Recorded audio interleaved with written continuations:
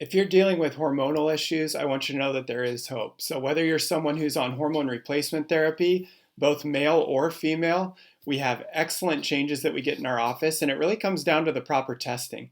And so, unfortunately, medically, they're looking at very, very small pieces of the puzzle. For example, if you look at your hormone testing, it's probably estradiol, maybe testosterone, maybe you're on replacements for both of those.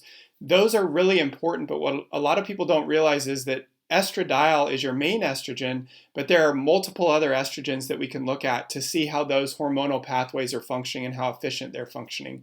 One other thing that gets very overlooked in regards to hormone issues is the functioning of your liver. So, as for women, for example, as you go into menopause and the female hormones are starting to not function as strongly because you're not cycling anymore, that puts a lot of extra stress and pressure on your adrenal glands and your liver. And so that makes it much more important to see how those are functioning and optimize that healing response. And so we do really in-depth testing. We can look not only in blood, but we can do saliva testing to look at adrenal hormones. We can look at the hormone cycle. So if you're cycling, we look at a Dutch panel, and we can look at how high the progesterone's getting, what does the estrogen look like, what pathways are being interfered with. It's amazing stuff, and our goal is, again, to optimize that healing response in the body. So we do that. If you're dealing with menopause, we can also look at those areas.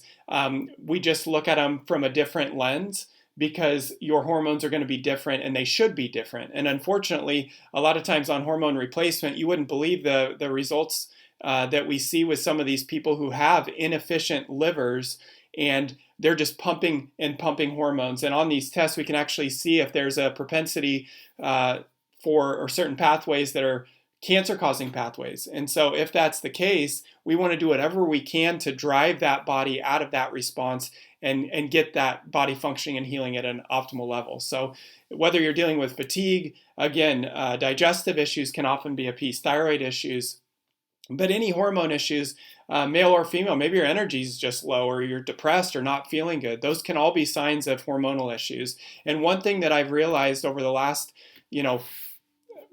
throughout my career is that hormone issues are typically second or third in line of where the actual problem is. So maybe we need to look at your gut. Maybe you're having digestive issues that you never even correlated to the hormone issues that you're dealing with, but those can be priority number one.